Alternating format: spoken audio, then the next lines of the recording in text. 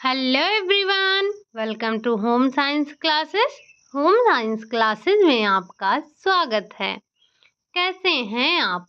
आशा करती हूँ अच्छे होंगे, खुश होंगे, मस्त होंगे और पढ़ाई कर रहे होंगे। तो जैसा कि आपको पता ही है, आज है संडे। अब संडे हो या फिर मंडे हो, हमें उससे क्या, हमें तो करनी है प्रैक्टिस। आज की जो प्रैक्टिस सेट है हमारी वो है 23, जिसमें हम डिस्कस करने वाले हैं होम मैनेजमेंट के क्वेश्चन। हालांकि पिछले 2 दिन से हम होम मैनेजमेंट ही कर रहे हैं। आज की जो हमारी होम मैनेजमेंट की क्लास है वो आपकी लास्ट क्लास है। कल की क्लास में हम डिस्कस करेंगे टेक्सटाइल के क्वेश्चन। तो आप लोग रिवीजन कर कर आइएगा। हम टेक्सटाइल के क्वेश्चन को कल डिस्कस करेंगे। चलिए बढ़ते हैं हम आज के अपने पहले क्वेश्चन की तरफ। क्वेश्चन वही आपके 50 हैं, काम वही आपका है। क्वेश्चन को देखते जाना है, आंसर करते जाना है और आप लास्ट में मुझे ये ज़रूर बताना कि आपने कितने क्वेश्चन सही किए हैं, क्योंकि हमने थ्योरी कर ली है, साथ ही साथ हमने प्रैक्टिस भी कर लिया था। तो अभी हम टॉपिक वाइज यानी कि हम एक तरफ से अपनी प्रैक्टिस कर रहे हैं। ये प्रैक्टिस वही है जो आपने अपनी क्लासेस में पढ़ रखी हैं। तो चलिए बढ़ते हैं आज के अपने पहले क्वेश्चन की तरफ। पहला क्वेश्चन है आपका, इकेबाना एक उदाहरण है। इकेबाना क्या है, किसका उदाहरण है? वैसे आपको पता ही है कि ये जो इकेबाना है ये पुष्प शैली है, पुष्प सज्जा होता है इकेबाना। आपको बताना है ये कहाँ की पुष्प शैली है। क्या ये भारतीय पुष्प शैली है, क्या ये पाकिस्तानी पुष्प शैली है, क्या ये चाइनीज पुष्प शैली है, या फिर ये जापानी पुष्प शैली है? अगर हम बात करें इकेबाना, मोरीबाना, नाजीरे, शोका, तो ये सारे के सारे जो आपके हैं ये कहाँ के पुष्प सज्जा हैं? तो ये सारे के सारे आपको जापान में देखने को मिलते हैं। वैसे आपको पता है कि ये जो फूलों जो पुष्प सज्जा है इसका उद्भव कहाँ से हुआ था? चीन से हुआ था। चीन के जो बौद्ध भिक्षु थे उनके द्वारा हुआ था 6ठी शताब्दी में। लेकिन इसके प्रचार और प्रसार का कार्य किसने किया? तो वो किया था आपके जापान ने। ठीक, बढ़ते हैं अगले क्वेश्चन की तरफ। क्वेश्चन नंबर दूसरा है, जापानी पुष्प सज्जा इकेबाना में इकेबाना में सबसे लंबी टहनी घोतक होता है। आपने पढ़ा है कि जो जापानी पुष्प सज्जा है इकेबाना, उसमें 3 टहनियों का जिक्र होता है। एक होता है सिन, सो, हाई की। आपको बताना है जो इसमें सबसे बड़ी पुष्प सज्जा है, यानी कि जो सबसे बड़ी टहनी है वो किसका घोतक है? क्या वो स्वर्ग का है, यानी कि वो स्वर्ग को दर्शाती है, या फिर वो मनुष्य को दर्शाती है, या वो पृथ्वी को दर्शाती है? तो आप सभी ने पढ़ रखा है जो सबसे बड़ी टहनी है यानी कि जो सिन है, क्या कहते हैं आप? सिन और सो, साथ में आपका तीसरा क्या है? तीसरा है हाई की। ये 3 आपने 3 टहनियाँ देखी थी। सबसे लंबी टहनी जो थी वो थी सिन, जो कि स्वर्ग को इंगित करती है। दूसरी टहनी थी सो, जो कि मनुष्य को इंगित करती है। और तीसरी टहनी थी हाई की, जो पृथ्वी को इंगित करती है। ठीक, तो ये 3 आपने पुष्प सज्जा में 3 टहनियों का जिक्र किया था, सिन, सो, हाई की। ये आपसे एग्जाम में पूछे जा चुके हैं, इनके अर्थ भी पूछे जा चुके हैं। तो एक बार इन तीनों को ध्यान से आप देख लीजिए। अगला क्वेश्चन है, क्वेश्चन नंबर 3 है, निम्नलिखित में से किस लैंप में ऊर्जा की सर्वाधिक बचत होती है? आपको बताना है कि ये जो आपको लैंप दिए गए हैं, नीचे आपको 4 प्रकार के लैंप दिए गए हैं। आपको बताना है इसमें सबसे ज़्यादा बचत किस लैंप में होगी? सबसे ज़्यादा ऊर्जा की बचत क्या हैलोजन लैंप में होगा, क्या फ्लोरोसेंट लैंप में होगा, या जो प्रकाश ऊर्जा डायोड लैंप यानी कि जो आपने एलईडी देखा था उसमें है, या फिर सोडियम वेपर लैंप में होगा? तो हम सभी को पता है कि हमारे अभी जो हमारा तकनीक भारत है, इसमें तमाम प्रकार के बल्बों का आविष्कार हो चुका है, तमाम प्रकार के बल्बों का प्रयोग किया जाता है। पहले अमूमन घरों में वो लाल वाला बल्ब जलता था, लेकिन अब जो ऊर्जा की बचत करने की आवश्यकता है, तो ऊर्जा की बचत इनमें से जो आपके चारों दिए गए हैं, सबसे ज़्यादा ऊर्जा की बचत करेगा ये जो आपका प्रकाश ऊर्जा डायोड लैंप है, ये सबसे ज़्यादा ऊर्जा की बचत करता है। ठीक, अगला क्वेश्चन है आपका क्वेश्चन नंबर 4। खिड़कियों की दिशा का महत्व है। खिड़कियों की दिशा का क्या महत्व है? हवा और रोशनी के लिए, हवा और बाहरी सौंदर्य के लिए, हवा और हवादारी के लिए, या फिर रोशनी और सौंदर्य के लिए। तो जो आपके घर में खिड़कियां लगाई जाती हैं, खिड़कियां किस दिशा में लगनी चाहिए, क्यों लगनी चाहिए, उसका क्या महत्व है? तो हमें पता है कि जो हम खिड़कियां लगाते हैं घर में, उससे हमें फ़ायदा क्या होता है? तो वो अच्छी हवा ताज़ी हवा हमारे घर में प्रवेश कर सके, रोशनी हमें मिल सके, इसके लिए हम खिड़कियों का उपयोग करते हैं या फिर खिड़कियों को लगाते हैं। बाकी जो उसे सौंदर्य प्राप्त होता है, वो अलग की चीज़ है। जो हमारा मेन मोटो होता है लगाने का खिड़कियों को, वो होता है हवा के लिए और रोशनी के लिए। अगला क्वेश्चन है क्वेश्चन नंबर 5 है। एक प्रबंधक में निम्नलिखित में से कौन सी विशेषता होनी चाहिए? आपने होम मैनेजमेंट पढ़ डाला, आपने प्रबंधक की चर्चा कर डाली। अब आपको बताना है, या एक प्रकार से हम कह सकते हैं कि इनमें से कौन सा प्रबंधक का गुण होना चाहिए। क्या उसमें दूरदर्शिता होनी चाहिए, संप्रेषण कौशल होना चाहिए, नेतृत्व की क्षमता होनी चाहिए, या फिर उपरोक्त सभी? आपके हिसाब से एक प्रबंधक में क्या गुण होना चाहिए? तो भाई ये दूरदर्शिता होनी चाहिए। ऐसा व्यक्ति ना हो जो अपने सिर्फ नाक के आगे सोचे, यानी कि उसके अंदर दूरदर्शिता की क्षमता होनी चाहिए। उसके अंदर संप्रेषण कौशल होने चाहिए, वो लोगों को अपनी बातों को समझा सके, ऐसा उसमें संप्रेषण कौशल होना चाहिए। उसमें नेतृत्व की क्षमता होनी चाहिए कि वो नेतृत्व कर सके, साथ ही साथ वो सहनशील होना चाहिए, सरल स्वभाव होना चाहिए, मृदुभाषी होना चाहिए, और उसमें नेतृत्व की क्षमता होनी चाहिए। हालांकि ये तो है ही। तो आपने प्रबंधक की बहुत सारी विशेषताएं पढ़ी थी, तो उन्हीं में से ये 3 विशेषताएं भी होनी चाहिए, यानी कि उपरोक्त आपका यहाँ पर सही हो जाएगा।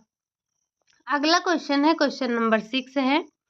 ग्रास एवं कैंडल के अनुसार योजना का प्रथम चरण है, यानी कि जो ग्रास और कैंडल थे, उन्होंने योजनाओं के कुछ चरण दिए थे।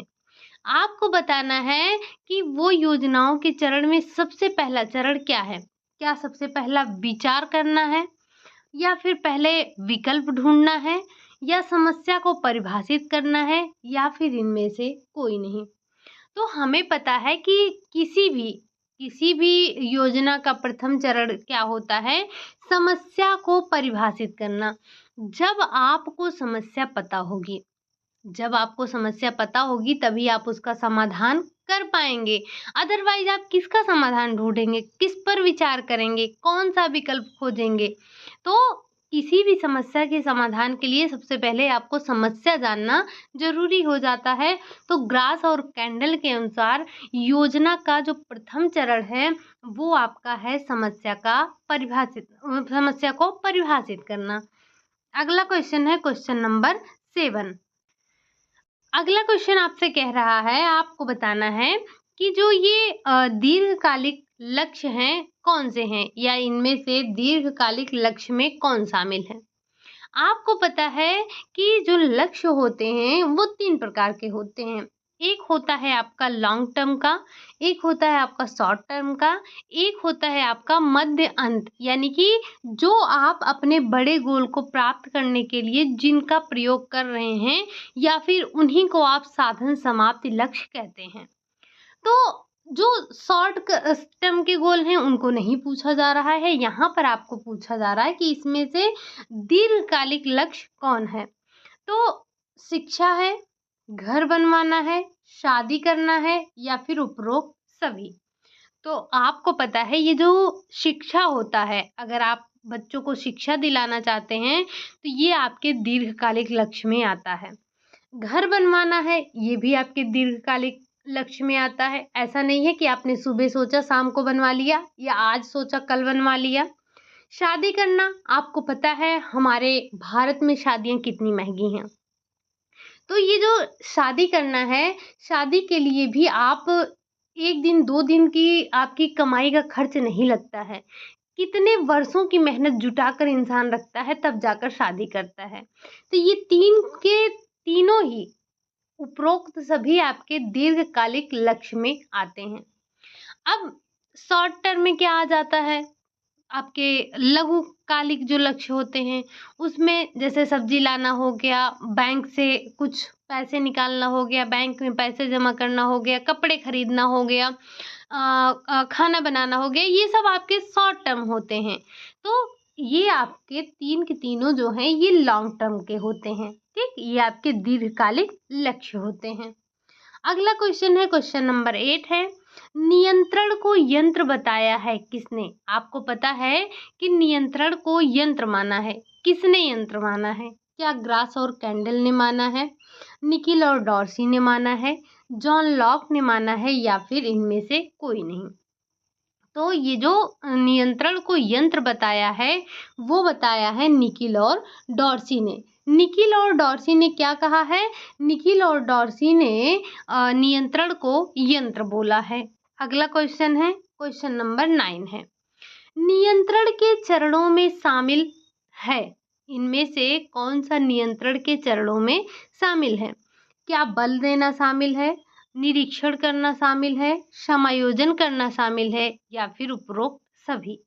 तो हमने पढ़ रखा है कि जो नियंत्रण के चरण होते हैं वो 3 होते हैं। कौन कौन से? बल देना, निरीक्षण करना, समायोजन करना। ये 3 प्रकार के ये 3 आपके नियंत्रण के चरण होते हैं। तो उपरोक्त आपका सभी यहाँ पर राइट आंसर हो जाएगा। अगला क्वेश्चन है, क्वेश्चन नंबर 10 है, पार्कर के अनुसार मूल्य हैं। पार्कर ने मूल्य बताया है, तो वो मूल्य कौन कौन से हैं? क्या प्रेम, आराम और धर्म है? क्या सुख, कला और खेल है? क्या स्वास्थ्य, महत्वाकांक्षा या फिर शिल्प विज्ञान है, या उपरोक्त सभी?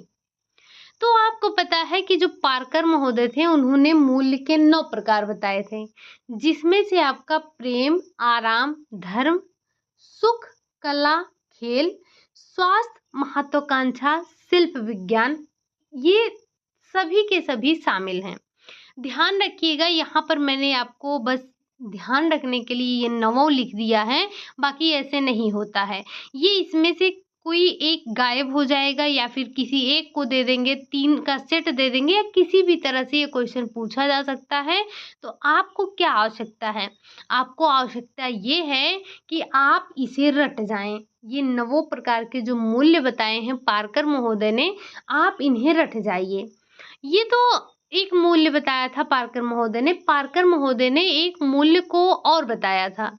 इन्होंने मूल्य की एक और परिभाषा दी थी, या इन्होंने मूल्य के और प्रकार बताए थे, जो कि अभी आपको आगे मिलेंगे।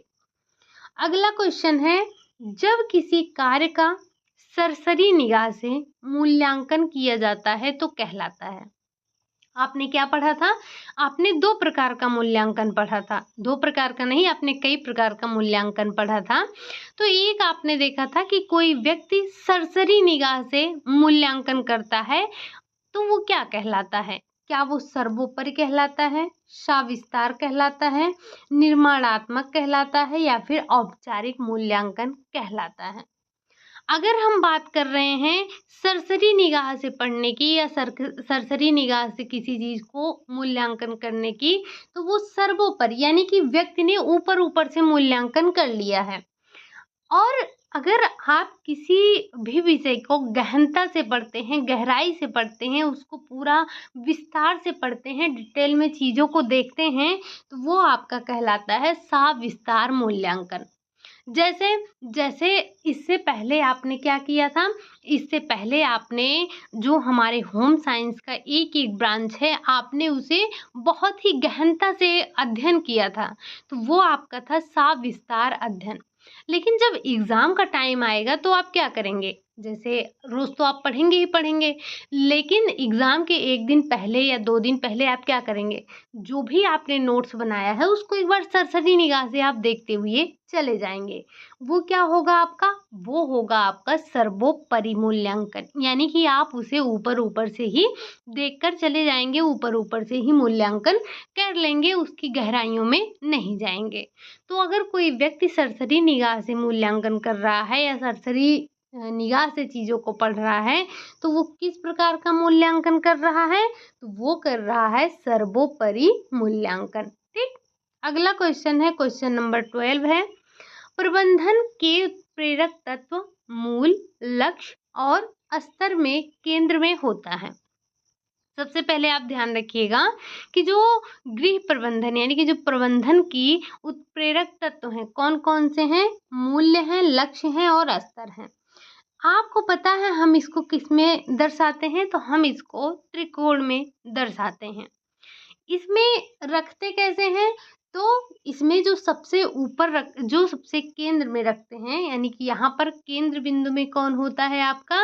तो वो होता है मूल्य। यानी कि जो वैल्यू होती है वो सबसे ऊपर होती है, यानी कि सबसे केंद्र में क्या होता है? मूल्य होता है। यही आपसे पूछा जा रहा है कि इसमें केंद्र में क्या होता है। ठीक? अगला क्वेश्चन है, क्वेश्चन नंबर 13 है, पार्कर ने मूल्य बताए हैं। एक तो आपने वो 9 मूल्य देखे, इसमें से पार्कर ने कौन से मूल्य बताए हैं? क्या उन्होंने क्रियात्मक मूल्य बताया है? उन्होंने कल्पनात्मक मूल्य बताया है? दोनों ही बताए हैं या फिर इनमें से कोई नहीं? अगर हम बात करें पार्कर के मूल्यों की, तो उन्होंने ये दोनों ही प्रकार के मूल्यों का ज़िक्र किया है या उन्होंने इन दोनों प्रकार के मूल्यों को बताया है। अगला क्वेश्चन क्या है? क्वेश्चन नंबर 14 है। आपको बताना है प्रबंधन का हृदय निर्णय है। यह परिभाषा किसकी है या फिर किसने प्रबंधन को हृदय बताया है? प्रबंधन का हृदय निर्णय बताया है। ठीक? क्या वो जॉन ड्यूवी ने बताया है? क्या वो ग्रास और कैंडल ने बताया है? निकिल और डॉर्सी ने बताया है या फिर इनमें से किसी ने भी नहीं बताया है?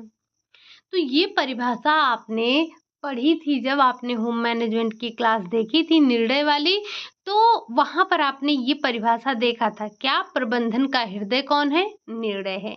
ये परिभाषा दी किसने थी? तो ये परिभाषा देने वाले थे ग्रासियोम कैंडल महोदय थे। अगला क्वेश्चन है, क्वेश्चन नंबर 15 पूछ रहा है आपसे कि फैमिली लाइफ साइकिल की अवधारणा दी। फैमिली लाइफ साइकिल की अवधारणा किसने दी? क्या ये बिल्लो है, राउंड्री ने दी, बिगलो ने दी, दोनों ने दी या फिर इनमें से कोई नहीं? तो आपको पता है कि ये जो लाइफ साइकिल की अवधारणा दी थी, फैमिली लाइफ साइकिल की अवधारणा दी थी, वो दी थी आपके राउंड्री महोदय ने। इन्होंने क्या किया था? इन्होंने फैमिली लाइफ साइकिल की अवधारणा दी थी। लेकिन जो इनके स्टेप दिए थे, 3 स्टेप दिए थे ना, वो तीनों स्टेप दिए किसने थे? तो वो दिया था बिगलो महोदय ने दिया था। ठीक? अगला क्वेश्चन है, क्वेश्चन नंबर 16 है, निर्णय लेना किस प्रकार का प्रयास है? ये जो निर्णय लेने की प्रक्रिया है या हम कह सकते हैं निर्णय लेना किस प्रकार की क्रिया है? क्या ये मानसिक प्रयास है? क्या ये शारीरिक प्रयास है? पद प्रयास है या फिर चच प्रयास है? तो निर्णय लेने में आप किसका इस्तेमाल कर रहे हैं? अपने मस्तिष्क का इस्तेमाल कर रहे हैं। तो ये आपका जो निर्णय लेने की प्रक्रिया है, ये मानसिक प्रयास के अंतर्गत आता है। शारीरिक प्रयास जब कोई आप शारीरिक कार्य कर रहे हों, पद प्रयास जब आप अपने पैरों से कोई कार्य कर रहे हों, चक्षु प्रयास जब आप अपने नेत्रों का प्रयोग कर रहे हों, जैसे किसी को देखने में, कोई चीज़ खोजने में, तो ये आपके चक्षु प्रयास के अंतर्गत आते हैं। अगला क्वेश्चन है, क्वेश्चन नंबर 17 है, राधा अपनी पुस्तक खोज रही है। राधा है वो शाम को पढ़ी और अपनी पुस्तक को कहीं पर रख दी। अब उससे जब वो सुबह स्कूल जाना है तो वो अपनी पुस्तक को खोज रही है कि हमने कहाँ रख दिया, कहाँ रख दिया। तो राधा के द्वारा जो ये प्रयास किया जा रहा है अपनी पुस्तक को खोजने में, ये किस प्रकार के प्रयास के अंतर्गत आता है? क्या ये मानसिक प्रयास के अंतर्गत आता है, मूडन के आता है, चक्ष प्रयास के अंतर्गत आता है, या फिर ये शारीरिक प्रयास के अंतर्गत आता है? अरे भाई राधा, पढ़ने के बाद बुक को अपनी बैग में रखा करो, तब नहीं खोजना पड़ेगा। अब खोजना पड़ रहा है तो खोजो। ये कर रही हैं अपना चक्ष प्रयास। जब राधा किसी चीज को खोज रही है तो खोजने में वो अपने नेत्रों का प्रयोग कर रही है और यही होता है चक्षु प्रयास कहलाता है। अगला क्वेश्चन नंबर 18 है, शारीरिक थकान का कारण है। शारीरिक थकान क्यों होता है? सबसे पहले आपको पता होना चाहिए कि ये जो थकान होता है ये दो प्रकार का होता है। शायद से कल भी हमने डिस्कस किया था। तो ये जो थकान होता है, एक होता है शारीरिक थकान जिसे हम कहते हैं फिजिकल बोर्डम, फिजिकल जो आपका फटीक होता है फिजिकल, और एक होता है मेंटल यानी कि मानसिक थकान। तो ये जो शारीरिक थकान है इसका कारण होता है लैक्टिक एसिड का जमा होना। लेकिन जो मानसिक थकान होता है ये दो प्रकार का होता है। एक होता है कुंठाजन्य थकान। एक क्या होता है? एक होता है कुंठाजन्य थकान और एक होता है नीरस थकान। तो ये जो हमारी मानसिक थकान होती है ये दो प्रकार की होती है। ठीक, यहाँ पूछा आपसे क्या गया है? यहाँ पूछा गया है शारीरिक थकान का क्या कारण है, तो वो होता है लैक्टिक एसिड का जमा होना। अगला क्वेश्चन है, कार्य सरलीकरण की अवधारणा दी। कार्य सरलीकरण की अवधारणा किसने दी? मार्विन मुंडेल ने दिया, ग्रासियम कैंडल ने दिया, निकोलियम डार्सी ने दिया, या फिर इनमें से कोई नहीं। तो आपने कार्य सरलीकरण में किसको पढ़ा था? कार्य सरलीकरण की जो अवधारणा दी थी वो दिया था मार्विन मुंडेल ने दिया था। किसने दिया था? वो दिया था मुंडेल महोदय ने। अगला क्वेश्चन है क्वेश्चन नंबर 20 है, कार्य सरलीकरण की औपचारिक तकनीक में निम्नलिखित में से सम्मिलित नहीं है। आपको पता है कि जो कार्य सरलीकरण की तकनीक थी वो दो थी। एक थी आपकी औपचारिक तकनीक, दूसरी थी पेन पेंसिल तकनीक। अब जो औपचारिक तकनीक थी उसमें 4 थे और जो पेन पेंसिल थी उसमें भी 4 थे। यहाँ हम बात कर रहे हैं औपचारिक तकनीक की, तो उसमें 4 सम्मिलित थे। आपको बताना है इनमें से कौन सा वो औपचारिक विधि नहीं है, यानी कि उसमें हमने रख दिया है पेन पेंसिल तकनीक को। तो क्या इसमें माइक्रो मोशन, मेमो मोशन, साइक्लोग्राफ या फिर ऑपरेशन चार्ट, इनमें से कौन सा आपका औपचारिक तकनीक नहीं है? अगर हम बात करें माइक्रो मोशन, ये किसका है? ये औपचारिक का है। मेमो मोशन ये भी है, साइक्लोग्राफ ये भी है। लेकिन जो ऑपरेशन चार्ट है, ये ऑपरेशन चार्ट आपका, ये आपका पेन पेंसिल तकनीक नहीं है। तो ये ऑपरेशन चार्ट, यहाँ ये तीनों तो हैं, लेकिन चौथा क्या है औपचारिक तकनीक का? तो वो है आपका स्टॉप वॉच। स्टॉप वॉच जो है वो आपका औपचारिक तकनीक में आता है, और ये जो ऑपरेशन चार्ट है ये आपका आ जाता है पेन पेंसिल तकनीक में। अगला क्वेश्चन है क्वेश्चन नंबर 21 है, यहाँ पर कह रहा है आपसे कार्य सरलीकरण की पेन पेंसिल तकनीक में शामिल नहीं है। अभी अभी जो आपने वहां पर देखा, क्या देखा? अभी अभी आपने वहां पर देखा ऑपरेशन चार्ट जो था वो पेन पेंसिल तकनीक का पार्ट था। तो ये प्रोसेस चार्ट कहाँ का है? ये पेन पेंसिल है। मल्टीमैन चार्ट ये भी पेन पेंसिल है। पाथवे चार्ट ये भी पेन पेंसिल है। लेकिन जो स्टॉप वॉच था अभी अभी मैंने आपको बताया कि ये आपके औपचारिक तकनीक का पार्ट है। ठीक, तो यहाँ पर ये आपका राइट आंसर हो जाएगा। अगला क्वेश्चन है क्वेश्चन नंबर 22। टीएमयू है, यानी कि आपको टीएमयू का फुल फॉर्म बताना है। टीएमयू आपने कहाँ पढ़ा था? तो आपने वही कार्य सरलीकरण की जो आपकी पेन पेंसिल तकनीक थी, सॉरी जो आपकी औपचारिक तकनीक थी स्टॉप वॉच की। स्टॉप वॉच में आपने टीएमयू का नाम सुना था। आपको बताना है कि इसका फुल फॉर्म क्या होगा। क्या टाइम मेजरमेंट यूनिट है, क्या टाइम मेजरमेंट यूनियन है, टाइम मैक्सिमम यूनिट है, या फिर इनमें से कोई नहीं। तो आपको पता ही है कि जो हमारा टीएमयू है, टीएमयू का फुल फॉर्म है टाइम मेजरमेंट यूनिट। ठीक। अगला क्वेश्चन है, क्वेश्चन नंबर 23 है, प्रोसेस चार्ट में कितने प्रतीकों का उपयोग किया जाता है। जो हमारा प्रोसेस चार्ट था, प्रोसेस चार्ट में हमने कितने प्रकार के प्रतीकों का प्रयोग किया था। क्या 4 प्रकार के प्रतीक थे, 5 थे, 8 थे, 7 थे। तो हमें पता है और हमने पढ़ा भी था कि जो हमारा प्रोसेस चार्ट था, प्रोसेस चार्ट में हमने 5 प्रकार के प्रतीकों का प्रयोग किया था। अगला क्वेश्चन है, क्वेश्चन नंबर 24 है, प्रोसेस चार्ट में ये जो वर्ग है, यहाँ पर वर्ग लिखना भूल गई मैं, जो वर्ग है उसका वो क्या दर्शाता है। आपने देखा था छोटा गोला, बड़ा गोला, त्रिभुज, वर्ग, और ये पूरा ये वाला गोला था। तो ये सारी चीजें क्या दर्शाती हैं, यहाँ पर आपको बताना है। ये जो वर्ग है, वर्ग क्या दर्शा रहा है, कार्य करना दर्शा रहा है, अवरोध दर्शा रहा है, निरीक्षण दर्शा रहा है, या फिर इनमें से कोई नहीं। अगर हम बात कर रहे हैं प्रोसेस चार्ट की, यहाँ पर हम बात कर रहे हैं किसकी, यहाँ पर हम बात कर रहे हैं प्रोसेस चार्ट की। तो प्रोसेस चार्ट में जो ये आपको वर्ग दिया जाता है, ये वर्ग आपका दर्शाता है निरीक्षण का। अगर हम बात करें त्रिभुज का, तो त्रिभुज दर्शाता है कार्य में अवरोध, कार्य करना। ये जो छोटा गोला होता है वो आपको कार्य करने को दर्शाता है। अगला क्वेश्चन है, क्वेश्चन नंबर 25 है, ऑपरेशन चार्ट में कितने प्रतीकों का प्रयोग होता है। हमारा जो कार्य सरलीकरण है, जो कार्य सरलीकरण की तकनीकी है, उसमें हम क्या करते हैं, उसमें हम कुछ प्रतीकों का प्रयोग करते हैं। तो जो अभी आपने देखा प्रोसेस चार्ट, प्रोसेस चार्ट में आपने 5 प्रतीक लिए थे, लेकिन जो आपका ऑपरेशन चार्ट होता है, इसमें हम 3 प्रतीकों का प्रयोग करते हैं।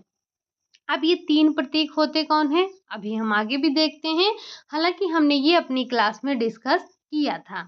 अगला क्वेश्चन है, क्वेश्चन नंबर 26, ऑपरेशन चार्ट में त्रिभुज दर्शाता है। ऑपरेशन चार्ट की बात हो रही है, उसमें त्रिभुज क्या दिखाएगा, त्रिभुज दिखाता है ऑपरेशन चार्ट में। क्या वो भुजा की गति दिखाता है, उंगली की गति दिखाता है, आलस्य दिखाता है, या फिर निरीक्षण दिखाता है। सबसे पहले तो ये जो निरीक्षण है, ये अभी अभी आपने किस में देखा, प्रोसेस चार्ट में देखा था, जो कि वर्ग को दर्शा रहा था। ये जो त्रिभुज है, ये आलस्य को दर्शाता है। ठीक, त्रिभुज क्या करता है, त्रिभुज आलस्य को दर्शाता है। छोटा गोला भुजा की गति को, बड़ा गोला अंगुलियों की गति को दर्शाता है। ये आपने देखा था। ठीक। अगला क्वेश्चन है, क्वेश्चन नंबर 27, आपको बताना है कि जो सेवा बिना पैसा खर्च किए प्राप्त होती है, कहलाती है, क्या कहलाती है। क्या वो प्रत्यक्ष वास्तविक आय कहलाती है, अप्रत्यक्ष वास्तविक आय कहलाती है, मौद्रिक आय कहलाती है, या फिर वो मानसिक आय कहलाती है। अगर हम बात कर रहे हैं कि जो आपको सेवाएं बिना पैसा खर्च किए ही मिल जाती हैं, वो आपकी प्रत्यक्ष सेवाओं के अंतर्गत, यानी कि प्रत्यक्ष वास्तविक आय के अंतर्गत आता है। अगला क्वेश्चन है, क्वेश्चन नंबर 28, आपको बताना है सेवा काल समाप्त होने के बाद एक बार में अत्यधिक पैसा मिलता है, उसे कहते हैं, क्या कहते हैं।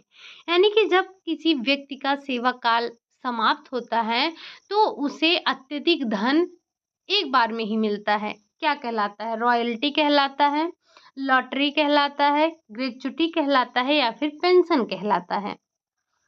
तो जो सेवा काल समाप्त होने पर मिलता है एक बार में अधिक पैसा, वो ग्रेच्युटी कहलाता है।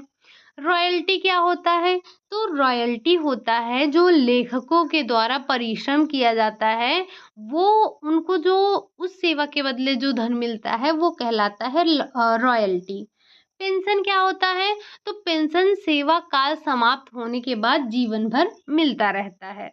उसी में हमने देखा था मजदूरी, जब व्यक्ति शारीरिक मेहनत करता है वो उसको क्या देते हैं, उसे मजदूरी देते हैं। वहीं अगर बात करें जो मेंटल कार्य करने के बाद यानी कि मानसिक कार्य करने के बाद जो आपको पैसा मिलता है वो वेतन होता है, उसे हम वेतन कहते हैं, वो वेतन मिलता है।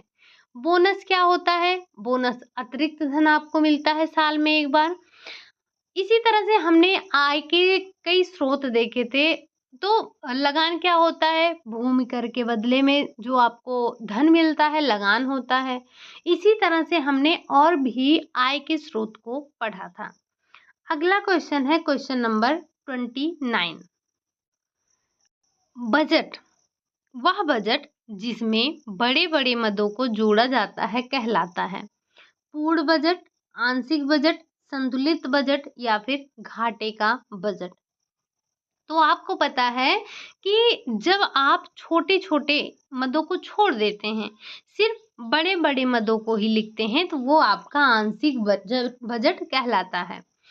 जब आप छोटे से छोटे मद को भी लिखते हैं, तो वो पूर्ण बजट कहलाता है।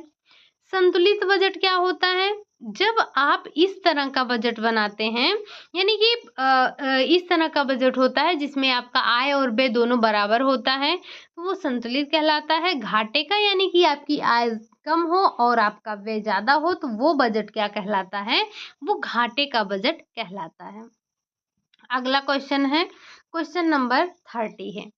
अर्नेस्ट एंजिल ने उपभोग का नियम कब दिया?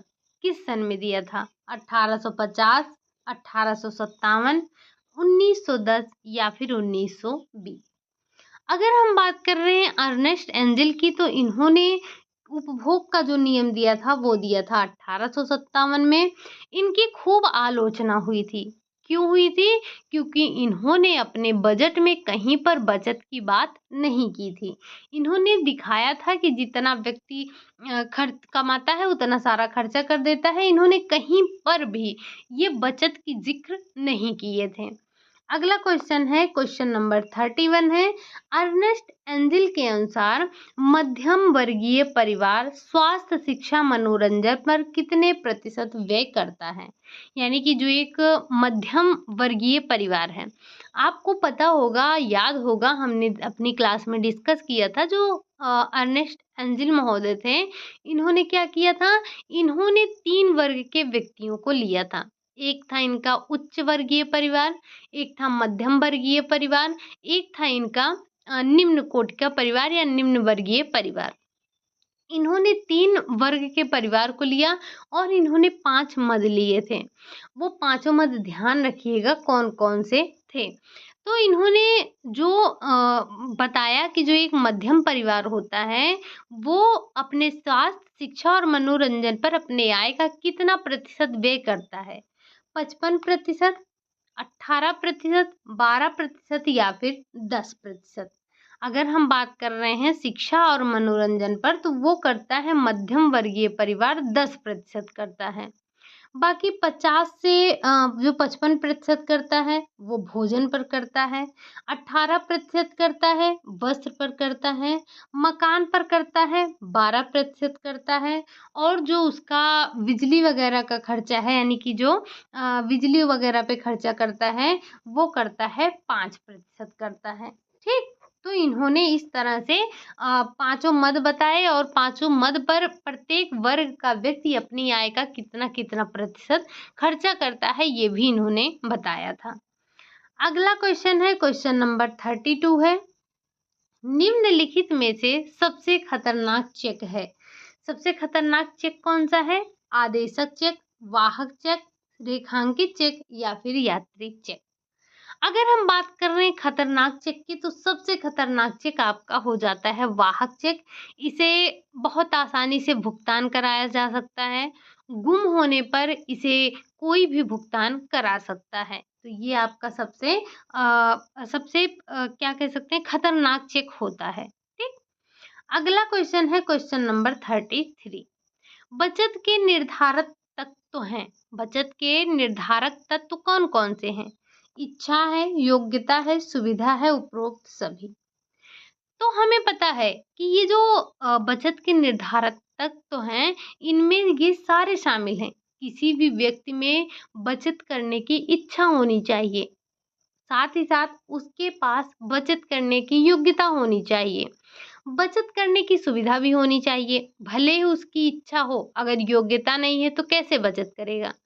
इच्छा है, योग्यता भी है, लेकिन उसके पास कोई सुविधा नहीं है, तो ऐसे में व्यक्ति अपने बचत को कैसे करेगा? ठीक, तो ये तीन के तीनों ही बचत के निर्धारक तत्वों में शामिल होते हैं। अगला क्वेश्चन है क्वेश्चन नंबर 34। पूछ रहा है आपसे, सजावट में कमी को दूर करने का तरीका है। आपने कोई सजावट की है, उसमें कोई कमी है, तो आप उसे कैसे दूर करेंगे? वस्तु को हटाकर, छिपाकर, पुनर्व्यवस्था करके या उपरोक्त सभी। तो आपको पता है, अगर आपने कोई भी सजावट की है, अगर उसमें कोई कमी है तो उसके दूर करने के ये सारे तरीके हैं। आप जो वस्तु आपको अटपटी लग रही है, नहीं अच्छी लग रही है, आप उसे हटा सकते हैं, छुपा सकते हैं।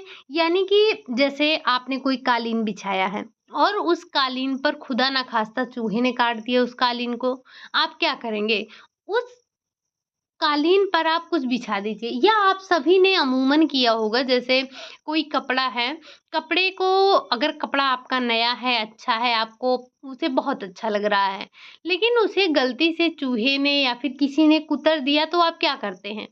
आप उस पर, वहाँ पर जहाँ पर थोड़ा-सा कुतरा गया है, आप वहाँ पर कोई फूल वगैरह, कोई जैसे कोई लैस हो गया, ये सब लाकर लगा देते हैं। तो कपड़े में आपकी सुंदरता बढ़ जाती है और उसके दोष भी छिप जाते हैं। पुनर्व्यवस्था आप कर सकते हैं। अगर उसमें कोई कमी है तो आप पुनर्व्यवस्था कर दीजिए। तो ये सारे तरीके क्या होते हैं? ये सारे के सारे तरीके होते हैं, सजावट में अगर कोई कमी है तो उसे दूर करने के होते हैं। अगला क्वेश्चन है क्वेश्चन नंबर 35 है। निम्नलिखित में से कला के तत्व हैं। आपको बताना है कि कला का तत्व कौन सा है? रेखा, आकार, रंग, लय। इसमें लय आ गया। अनु अनुपात, संतुलन, पोत, ये तो पूरा सिद्धांत ही है। रिक्त स्थान, नमूना, प्रकाश व छाया, ये आपके कला के तत्व होते हैं। लेकिन बल, समरूपता, ये दोनों ही आपके क्या होते हैं? ये आपके आते हैं कला के सिद्धांतों में। सॉरी, गला भी परेशान हो गया, बोल रहा है ये लोग लाइक वाइक करते ही नहीं है, जाने दो, छोड़ दो, मत लो क्लास। तो हम क्या बात कर रहे थे कि जो ये कला है, आपका कला के तत्वों में आपका ये जो रेखा है, आकार है, रंग है, ये तो आते हैं, लेकिन लय हो गया, अनुपात हो गया, संतुलन हो गया, बल हो गया, समरूपता हो गया, ये आपके कला के सिद्धांत के अंतर्गत आते हैं। और आपको पता है, आपसे क्वेश्चन पूछा भी जा चुका है कि कला के तत्वों में कौन शामिल है या कला के कितने तत्व होते हैं। तो कला के कितने तत्व हैं? 7 हैं। अगर हम बात करें कला के सिद्धांत की, तो कला के सिद्धांत कितने हैं? कला के सिद्धांत आपके होते हैं 5, जो कि यहाँ पर दिए गए हैं। बढ़ते हैं हम अपने अगले क्वेश्चन पर। क्वेश्चन नंबर 36 है। पुष्प सज्जा का प्रचार प्रसार किसने किया था? या जो पुष्प सज्जा है, पुष्प सज्जा का प्रचार प्रसार किसके द्वारा किया गया था? भारत के, चीन के, जापान के या फिर अमेरिका के? तो हमें पता है कि जो ये पुष्प सज्जा था, इसका उद्भव तो हुआ था चीन में, लेकिन जो इसका प्रचार प्रसार का कार्य किया गया था, वो किया गया था जापान के द्वारा। अगला क्वेश्चन है क्वेश्चन नंबर 37 है। फूलों को ताज़ा रखने के लिए प्रयोग किया जाता है। अगर आपको फूलों को ताज़ा रखना है तो आपको क्या प्रयोग करना चाहिए? अल्कोहल का प्रयोग करेंगे, चांदी के सिक्के का प्रयोग करेंगे, नमक का प्रयोग करेंगे या फिर उपरोक्त सभी। अगर हमें अपने फूलों को ताज़ा रखना है तो हम क्या करेंगे? अल्कोहल का प्रयोग करेंगे, चांदी के सिक्के का प्रयोग करेंगे, नमक डाल के रखेंगे। इससे हमारे जो पुष्प होंगे वो ताज़े बने रहेंगे। साथ ही साथ आपको कुछ चीज़ें और ध्यान रखनी है, जैसे जैसे कभी भी आपको जब फूल काटना हो तो आप उसको तिरछा काटें, ठीक? तिरछा काटने से आपके फूल ताज़े बने रहेंगे, उसमें ताजगी रहेगी। साथ ही साथ ये भी ध्यान रखिएगा, कभी भी जब भी आपको फूल तोड़ना हो तो आप शाम के समय तोड़ना चाहिए। शाम के समय या फिर सूर्योदय से पहले आपको तोड़ लेना चाहिए। तो फूल में क्या रहती है, ताजगी बनी रहती है। ठीक, तो ये 2-4 पॉइंट थे, आपको ध्यान रखने हैं। अगला क्वेश्चन है क्वेश्चन नंबर 38। ध्यान रखिएगा, जो आपसे कभी कभी ये भी पूछा जाता है कि पुष्प सज्जा के लिए आपको किन किन चीज़ों की आवश्यकता होगी। तो आपको कैंची चाहिए होगा, वायर चाहिए होगा, पत्तियां चाहिए होंगी, आपको पुष्प तो चाहिए ही होगा, आपको हरे टेप की आवश्यकता होगी। ये कुछ चीज़ें होती हैं, सुई धागा की आवश्यकता होगी। तो ये कुछ चीज़ें होती हैं जो कि आपको पुष्प सज्जा में प्रयोग में लाना होता है, तो आपके पास ये होने चाहिए। अगला है आपका, रसोई घर को घर की कार्यशाला कहा है। किसने कहा है? किसने रसोई घर को घर की कार्यशाला कहा? एलन ने कहा, एलिजाबेथ ने कहा, दोनों ने ही कहा, या फिर इनमें से किसी ने भी नहीं कहा? अगर हम बात करें कि घर को रसोई घर को घर की कार्यशाला किसने कहा, तो वो कहा था एलिजाबेथ ने कहा था। अगला क्वेश्चन है क्वेश्चन नंबर 39।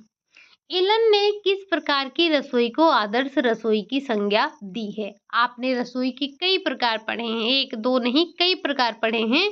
तो आपको बताना है कि इनमें से कौन सी रसोई ऐसी है जिसको एलन ने आदर्श रसोई की संज्ञा दी है।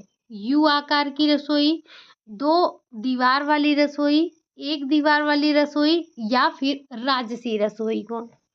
तो एलन के द्वारा जो आदर्श रसोई की संज्ञा दी गई, वो दी गई यू आकार के रसोई घर को। ठीक, अगला क्वेश्चन है क्वेश्चन नंबर 40 है। अमेरिका की रसोई में सर्वश्रेष्ठ रसोई मानी जाती है, यानी कि अमेरिका में किस प्रकार की रसोई को सर्वश्रेष्ठ रसोई मानते हैं? यू आकार को, यल आकार को, 2 दीवार वाली रसोई को, या फिर 1 दीवार वाली रसोई को। अगर हम बात कर रहे हैं अमेरिका में, तो अमेरिका में यल आकार के रसोई को सर्वश्रेष्ठ रसोई माना जाता है। अगला क्वेश्चन है क्वेश्चन नंबर 41 है। ये क्वेश्चन है आपका भवन निर्माण सामग्री से। आपको बताना है ईंट को लाल रंग प्रदान करने का कार्य कौन करता है, या जो आप ईंट देखते हैं, ईंट आपका वो लाल लाल क्यों होता है? क्या वो एल्युमिनियम ऑक्साइड की वजह से होता है, लौह ऑक्साइड की वजह से होता है, मैग्नीशियम ऑक्साइड की वजह से होता है, या फिर इनमें से कोई नहीं? अगर हम लाल रंग की बात कर रहे हैं तो वो आपका होता है लौह ऑक्साइड। जब आपने पढ़ा था ईंट बनाने की जो विधि थी, उसमें आपने देखा था कि आपने कई मटेरियल का नाम सुना था, जैसे जैसे एक तो आपका रंग या ढांचा, एक ढांचा प्रदान करने के लिए पीला रंग, लाल रंग, मजबूती प्रदान करने के लिए, चिकनाहट प्रदान करने के लिए कौन कौन सी चीज़ों का इस्तेमाल होता है। तो यहाँ पर हमने क्या देखा, लाल रंग प्रदान करने का कार्य कौन कर रहा था? लौह ऑक्साइड। और ये एल्युमिनियम ऑक्साइड भी तो था, ये क्या कर रहा था? तो ये हमारे ईंटों को ढांचा प्रदान करने का कार्य कर रहा था। साथ ही साथ हमने उसमें मैग्नीशियम ऑक्साइड भी पढ़ा था, जो कि आपके ईंट को पीला रंग देने का कार्य कर रहा था। ठीक, अगला क्वेश्चन है क्वेश्चन नंबर 42 है। ईंट को मजबूती प्रदान करने का कार्य करता है, जो आपके ईंट में इतनी मजबूती होती है उसको देने का कार्य कौन करता है? क्या वो कैल्शियम ऑक्साइड करता है, लौह ऑक्साइड करता है, मैग्नीशियम ऑक्साइड करता है, या फिर इनमें से कोई नहीं? तो हमें पता है कि ईंट को जिस तरह से हमारे हड्डियों को मजबूती कौन देता है? कैल्शियम। तो उसी तरह से जो ईंट होता है, ईंट को मजबूती देने का कार्य कौन करता है? वो करता है आपका कैल्शियम ऑक्साइड करता है। ठीक, कौन करता है? Calcium oxide. साथ ही साथ चिकना बनाने का कार्य जो करता है वो सिलिका करता है आपका। अगला क्वेश्चन है क्वेश्चन नंबर 43। निम्नलिखित में से समय के आधार पर, निम्नलिखित में से समय के आधार पर बाजार नहीं है। कौन सा बाजार नहीं है? आपको पता होना चाहिए आपने क्रेता विक्रेता के आधार पर देखा था, अधिकार के आधार पर देखा था, स्थान के आधार पर देखा था और आपने समय के आधार पर, तो कई प्रकार से आपने कई आधारों पर आपने बाजार का प्रकार देखा था। आपको बताना है कि इनमें से कौन-सा समय के आधार पर बाजार नहीं है। समय के आधार पर बाजार 3 प्रकार के होते हैं। कौन-कौन से होते हैं? क्या वो अल्पकालीन नहीं है, दीर्घकालिक नहीं है, अति दीर्घकालिक नहीं है या फिर वो स्थानीय बाजार नहीं है।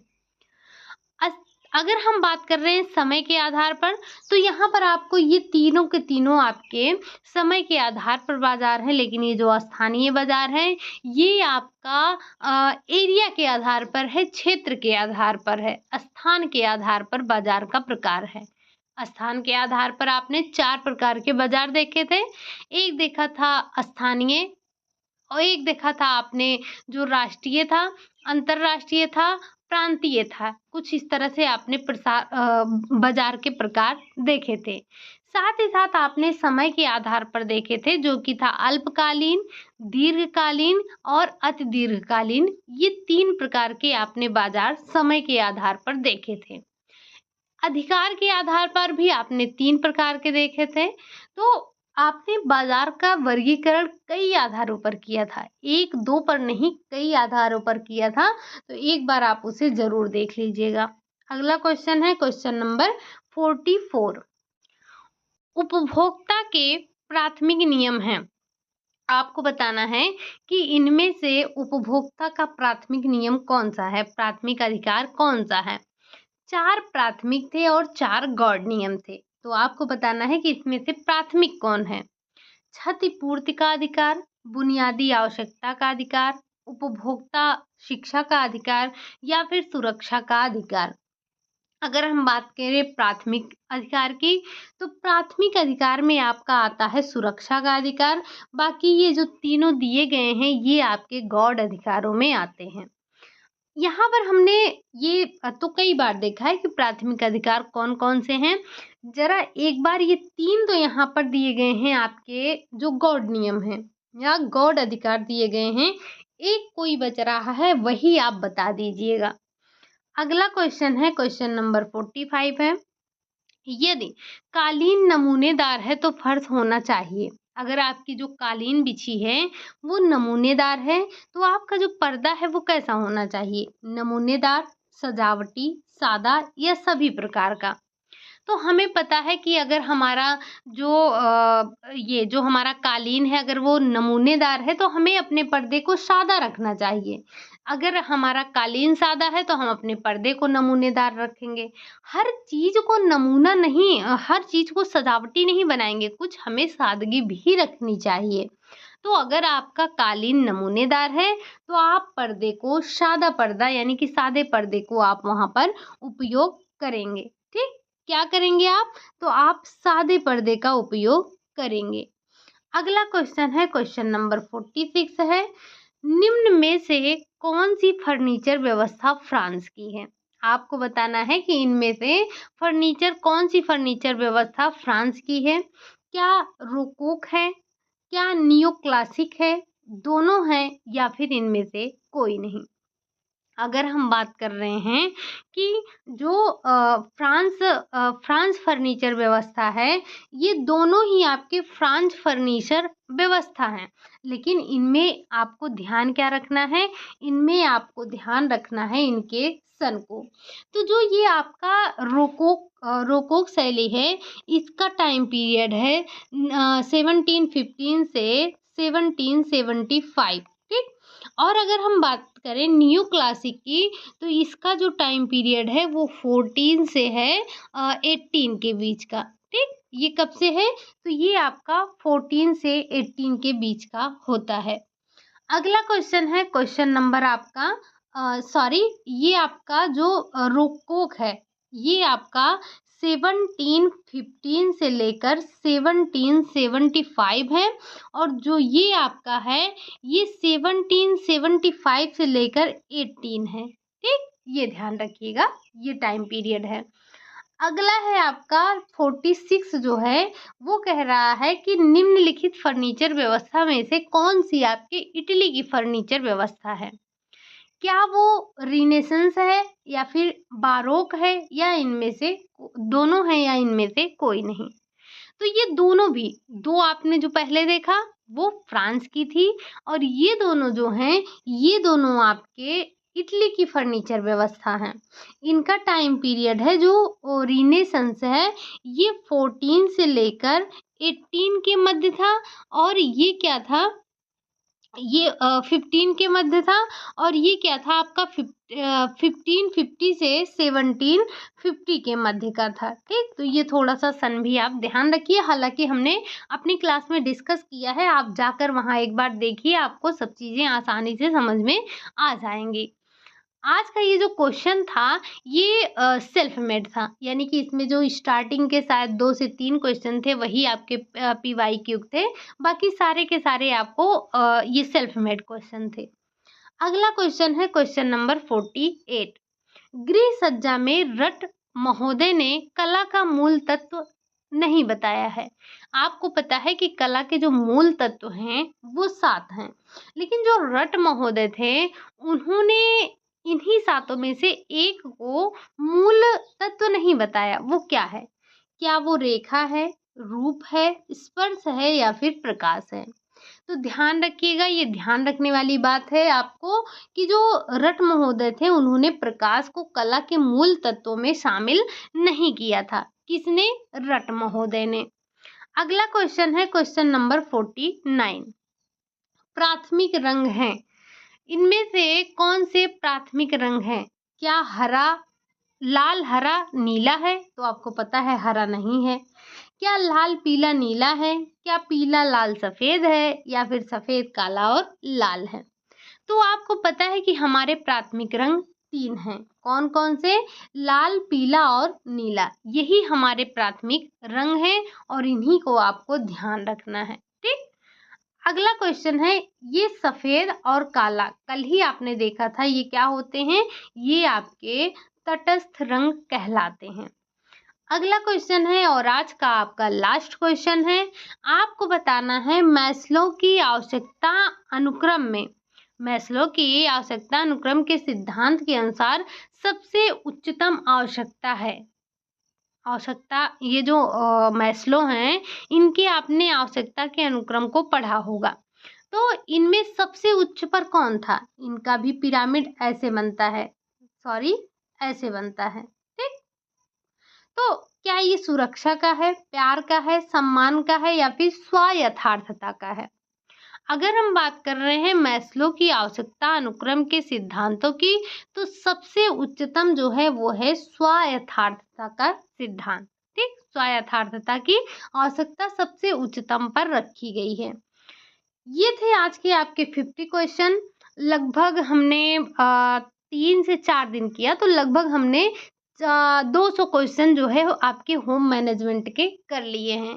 हो सकता है कहीं कुछ एक आध पॉइंट छूटा हो, कुछ ना कुछ तो छूट ही जाता है, ऐसा नहीं है कि सब कुछ हम कवर अप कर लेते हैं, लेकिन हम मैक्सिमम चीज़ों को कवर अप कर चुके हैं। ठीक, तो आज ये हमारी होम मैनेजमेंट की लास्ट क्लास थी। अब कल से हम देखेंगे टेक्सटाइल के क्वेश्चन, वो भी आपके कम से कम 4 से 5 दिन चलेंगे, 1-2 दिन में तो समाप्त होगा नहीं। आपको पता है कि आपका टेक्सटाइल कितना बड़ा है, तो हम उसमें छोटी बड़े कुछ आसान चीज़ों को, कुछ कठिन चीज़ों को लेकर चलेंगे ताकि आपका पूरा रिवीजन हो जाए। हालांकि हमने जो इससे पहले किया है, यानी कि चाहे वो एक्सटेंशन एजुकेशन हो, चाहे ये आपका होम मैनेजमेंट हो, हमने उन क्वेश्चनों को ज़्यादा नहीं रखा है जो बहुत इजी हैं, जो काफ़ी बार आ गए हैं एग्ज़ाम में, और हमने वो अपनी क्लास में भी कई बार कर रखा है, अपनी प्रैक्टिस में भी कर रखा है। जब हम क्लास डिस्कस करते हैं तो वहाँ पर भी हमने उन चीज़ों को आपको बताया है, तो हमने उन्हीं चीज़ों को सिर्फ छोड़ा है। ठीक, अब जो आपकी नेक्स्ट क्लास होगी वो होगी टेक्सटाइल की। आज की हमारी होम मैनेजमेंट की क्लास यहीं पर आपकी लास्ट क्लास थी। क्वेश्चन आपको कैसे लगे? क्लास आपको कैसी लगी। अगर अच्छी लगी हो तो लाइक करिएगा, चैनल को सब्सक्राइब कीजिएगा।